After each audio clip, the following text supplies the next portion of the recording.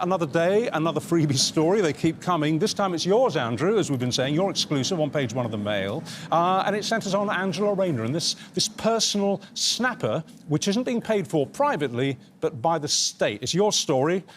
What's going on?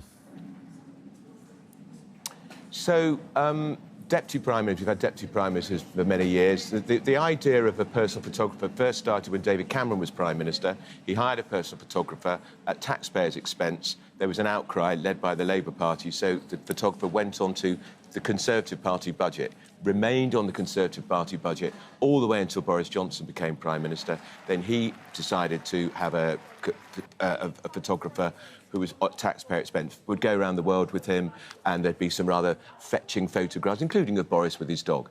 So Labour have come into power, and Angela Rayner is the first Deputy Prime Minister to have her first official photographer. His title is Chief Photographer to the Deputy Prime Minister, and also works for the Housing Department, where she's Secretary of State. And he was working for Rishi Sunak until July, out of work for a few weeks, and then she quietly took him on in August. And he's paid. He's employed as a civil servant, and he's paid about £68,000 a year. And people are saying it's to create brand Ange. Kevin, are you outraged? No, I'm not on this occasion, no. I was outraged about the clothes. I'm outraged by some of the tickets and freebies, really the amount taken. I'm very outraged by the £300 winter fuel cut. But on this case, the key bit in Andrew's explanation, Deputy Prime Minister and the Housing Department. Almost all, if not every government department has in-house photographers, people who do videos to show the work of that department. So it's not... He's not just a personal photographer going around following Angela Rayner. It's to produce material. They all do it. The big dispute in the past, and people are perfectly entitled to say the department shouldn't have these people, but they do. The big row in the past with the Prime Ministers, and David Cameron in particular, was they wouldn't allow outside photographers from the Mail or the Mirror or the agencies or camera crews from GMB and other stations. They wouldn't allow them to film the Prime Minister and take pictures. They would only be the in-house photographers, so they would always look great. Boris Johnson did it. It would always look rather serious, when in fact he rarely was. So, no, I'm not particularly... I'm not outraged on this one. I've been outraged on the others, and it's fair. Look, it's all fair. It's love and war. I understand the Mail's after the Labour government. I've been highly critical myself on some aspects of it, so I'm not criticising Andrew and the Mail for doing it, but I don't think it is up there with free clothes. No, I suppose... So, a spokesperson for the Department for Housing, Communities and Local Government says... many government departments employ, as you say, official photographers to share the work of the department and ministers with the public. This is a civil service role and will be part of the department's communications team. And the department says it's not 68,000, it's only a little above 66,000. Oh, come on, Andrew. Andrew. Oh, Andrew, really? 2,000 adrift, mate. I mean, sorry, that kills the story. Sorry. Here is my hand being slapped. Well, that photographer should put in for a pay rise.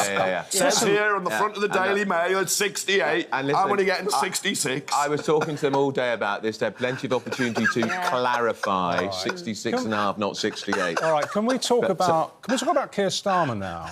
What's the atmosphere like there? Because obviously over the weekend he tried to sort of stick his finger in the dike, didn't he? And he said, all right, I won't accept any more freebies. But is that too little too late? Is the damage done?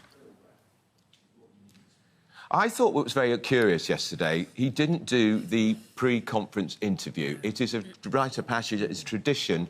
The party leader, whether it's the Lib Dem leader, the Tory leader, Labour leader, goes on to the BBC. They always get the interview, very frustrating for other channels, with in this case, Laura Kuenssberg, but he put up Angela Rayner, the Deputy Prime Minister. I thought that was really curious and very strange. Now, his people saying, oh, no, he was on the television with Laura 2 weeks ago. This is the first Labour conference where they are the governing party since 2009, and it was extraordinary. And it led to the view, by a lot of people, he was running scared, keeping a low profile, staying in his suite here in Liverpool. I thought it was very strange. Didn't you, Kevin?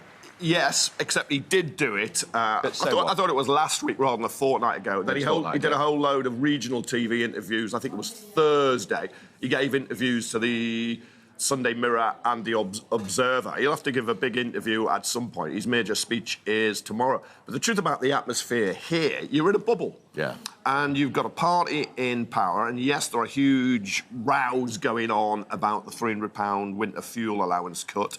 Yes, I think most people think they've made terrible mistakes on the clothes and the freebies, but wherever he goes, he's backslapped, people want to shake his hand, want selfies, and he can go into a room and they'll all cheer him, but you're in a bubble. That's what it is. These are the people who pay to come here are Labour supporters, Labour members, Labour activists. So, of course, he's going to be cheered. It's how the rest of the country sees him that really counts. Well, You'll know that when he makes his speech tomorrow. He's not speaking to this lot. He's got to speak to the voters. I'm sorry to interrupt. It's always difficult when we're on a live link like this. But that's the problem, isn't it, for the government and for Labour? And we've certainly noticed this last week as this story began to build. Ministers, time after time, they've come on a show like this and on other programmes, and they just don't seem to grasp the way that this looks to the outside world and to the general public. And you see the messages we're getting about it this morning. They have been, until now, they've been doubling down on this and defending it and saying we've done nothing wrong, we've broken no rules, we've been transparent. And the public are looking at it and saying, you're just the same as the last lot. You've got your noses stuck in the trough, it stinks. And they don't seem to understand that perception out there.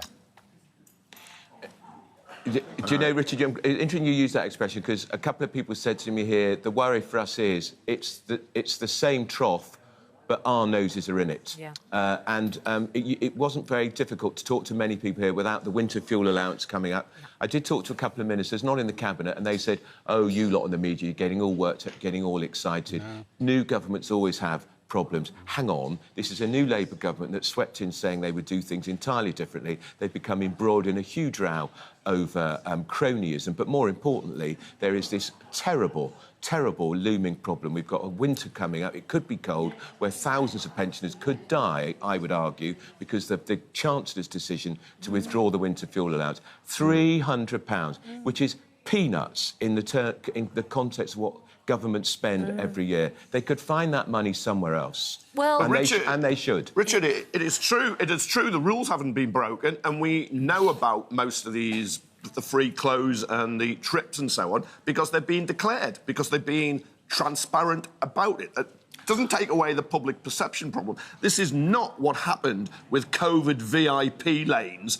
and all the fiddling during the Conservatives, or Boris Johnson trying to hide the fact that a Tory donor was paying for his wallpaper in Downing Street. They are different, but the problem is, when you've been on a moral molehill kicking the Tories in opposition, any perception, as you described it, Richard, hurts you. And I remember, I go back to the last Labour government, I've written about this today.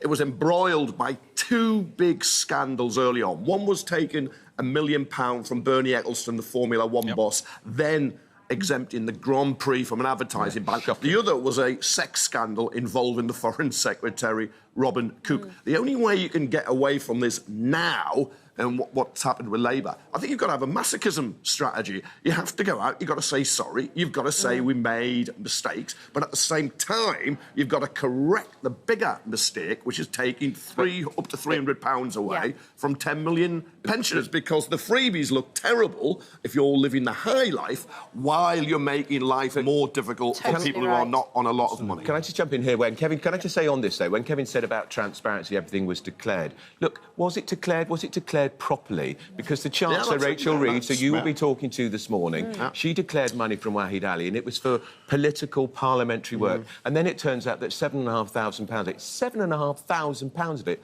was spent on clothes. Why wasn't that made quite clear in the register so people know? Why did this have to be dragged out of them screaming and shouting? It's not a good look. They were not as transparent as they should be. Within the rules, but was it within the spirit of the rules? Absolutely not. He could change the rules, he can argue the rules are wrong, but as far as we can see, they were within the rules and they have declared it. You don't say, right, I've got £7.5 grand, I'm going to spend £2 grand on a frock, £1 grand on paper and pencils. They knew what it would look like. Some more on some taxi rides. The whole point about donations, and it's the same for the Conservatives, and I agree, if you want to change the rules, change them, you've got to change them for everybody.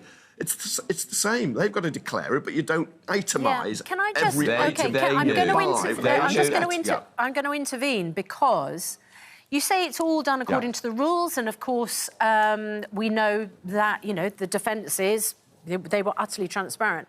The problem is, it smacks of hypocrisy because the Labour Party, for years, pointed the finger at the Tories and said, we will be different. There is a tweet from Angela Rayner from August 2021. Who do you think you are, Boris Johnson, telling working-class people to rely on their own efforts when you go round with a begging bowl to Tory donors to pay for your posh new wallpaper and moan that you can't live off your salary? Disgusting. So is this the same person who went round with a begging bowl asking Labour donors to pay for a holiday? I mean, Andrew, what's the difference? Yeah, it is, yeah. I know. That's a fair criticism, and they've made a rod for their own back. If you climb on a moral molehill and set yourself up as better than everybody else, you've got to be better than everybody else. Otherwise, it's going to come back and haunt you, and that's what's happening. That's all fair, that criticism, and they've got to take that on the chin. And, you know, it's quite interesting. If you look at Tony Blair's memoirs, he says, in retrospect and hindsight, the way he and his Labour people, when the Labour in opposition, savaged John Major's government in the declining months before Tory sleaze, he says, in hindsight, was a mistake because, by God, when Labour got into the same sort of issues, the charge of hypocrisy was easy to be levelled at them. And that's what's happening now. They went for the Tories in such a vicious way, quite entitled to, because the Tories were not behaving very well. But this lot look like they're doing just as bad. And the transparency thing, they have not been transparent. It's a political truism that when these things hit the fan, it's not really about the original sin, if you like, it's about the cover-up. And I'm not alleging a cover-up, but there does seem to have been a suspicious lag between the declarations and the clarification. For example, Rachel Reeves, as you say, we'll be talking to live later, and this is going to be one of the questions to her. In her declaration, and yes, it was a free and above-board declaration, she said that she had been given support, and yet £7,500 of that support was in fact used as a gift to buy herself clothes. She didn't declare that except when pressed, and then she admitted that £7,500 of support was actually for posh frocks. That doesn't seem straightforward to me. It isn't. And Richard, remember, this is the woman whose idea. This is the woman who is taking away the winter fuel allowance from pensioners, 10 million of them, spending £7,500 on outfits. Look, if they think that there should be public support for politicians to the way they dress, they should just say so. But not to have been transparent about it, I'm afraid it reeks, actually, because I think she knew how it would look. And I look forward to when you talk to her this morning. Look, I think everybody should buy their own it's clothes. Not as if they can't afford it. It's different if you have to wear a uniform, whether you're in McDonald's, a doctor in scrubs, or a pilot in a plane. But we buy our own. I mean, it's rather more expensive than mine, but nevertheless... Kevin, the point is, you're not making policy. You're a journalist, you know. I mean, I don't think anyone cares if you get clothes. The point is, they're in government. They are in government. And therefore, if they are accepting freebies, the question is, what is the person who's offering them freebies expecting in return? That is the lingering question over donations to politicians. TK Maxx machine washable. I don't care. That's fine. You're a Susanna journalist. makes a very... Susanna, you make a very good point.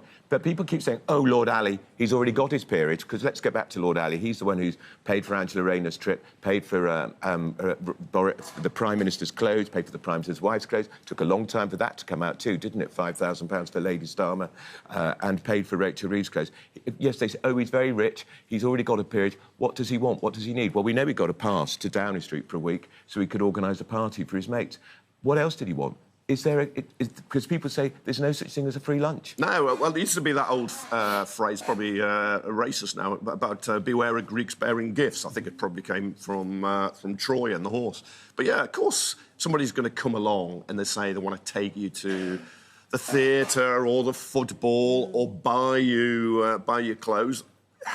You've got the whole reason the rules are there because you can be influenced. That's why they are there. And yes, he might be a Labour peer. And you say, well, what does he get? Well, I bet he gets invited to do's. OK, so, meanwhile, Unite, you know, obviously, major backer, Labour, they want to use their influence.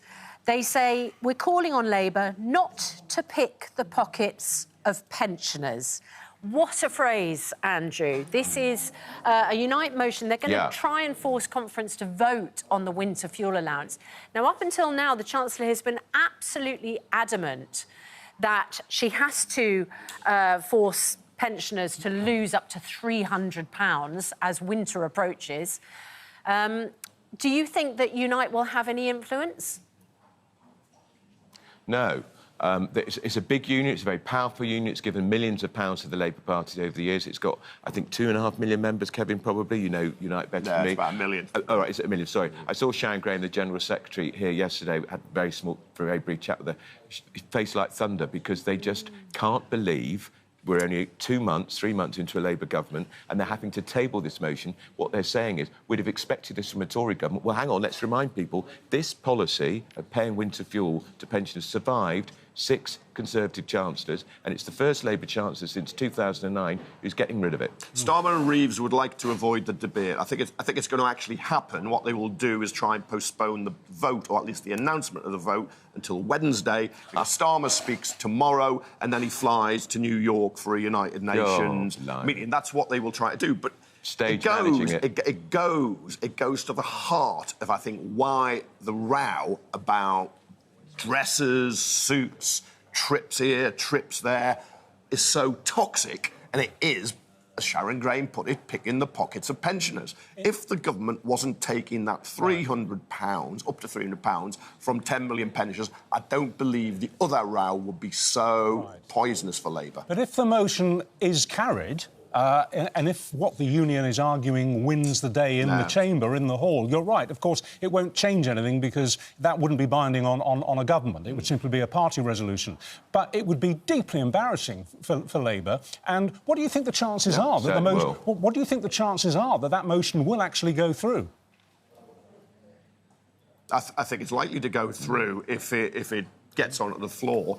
But you're right, it's not binding, but it adds to everybody else, age concern, all those pensioners, their sons, their daughters, voters who think the government's made a mistake. I was surprised there was an opinion poll about a week ago which showed, I think the figures were 43% of people thought the cut was wrong, 38% supported it, because there is something of a generational war going on. But if you're a party from the left, you do not take, or if you do take, money away from people who, by and large, have only got small occupational pensions. They will suffer in the winter because fuel prices are going up anyway. You will get a kickback. And quite rightly, it was never discussed during the election. It wasn't in the Labour manifesto. No one ever thought they would do it. And it's the first big financial decision they make, is to take money away from pensioners. It's politically crazy, and they deserve the criticism they get. I just know next. Sorry, Richard. No, you carry on, Andrew. We've just seen the Chancellor walking past, actually. Oh. We've just seen the Chancellor walking past in one of her very nice trouser suits, which I'm sure was paid for by Lord Alli. But I'm sure you'll be able to ask about that. I'm pretty certain they'll be aware not. Yes. I think it'll be the M&S range. Other department stores exist. And by the way, where is Lord Alli? We're told he's here this week at the conference. I haven't seen him. I think he might have gone. I think he might have been and gone. Been and gone. Bit like Sue Gray, the Chief of Staff, who's at the centre of all these rows. She's not there. She's not here. Kevin, there's a good reason like that, because we'd all be clamouring to speak to her. Kevin, just to finish with you, you said a few minutes ago in this conversation that you thought actually the only way out of this for Labour is a mea culpa, a hands up, we're really sorry and we won't do it again. Starmer has said that he won't do it again. What about the rest of them? Are they going to make the same kind of pledge that from now on freebies are in the past, they'll never take any more? Well, I think Rachel Reeves, the Chancellor, and Angela Rayner, the Deputy Prime Minister, have also said they'll never take any more free clothes. You know, the truth that happens is once you're a Cabinet Minister or a lower-ranked Minister, you get invited to a lot of things in your official capacity. I mean, the Culture Secretary, Lisa Nandy, will be going to the theatre and lots of other events, but there won't be any criticism of that. It'll get in the register of ministerial interest, but you won't be there as an MP. But yeah, of course they'll be more careful. They have to be more careful. OK. But I think they need a masochism strategy of accepting they get it wrong and reinstate the winter fuel allowance. Poor things. They're going to have to buy their own clothes. How are they ever going to manage? Yeah. How much does the Chancellor earn? £166,000, I think. No, not the Chancellor. Oh, that's the Prime Minister. Probably about 120. OK. No, it's more than that, Kevin. Barely enough to rub a No, couple of coins together. You'll be able to check it.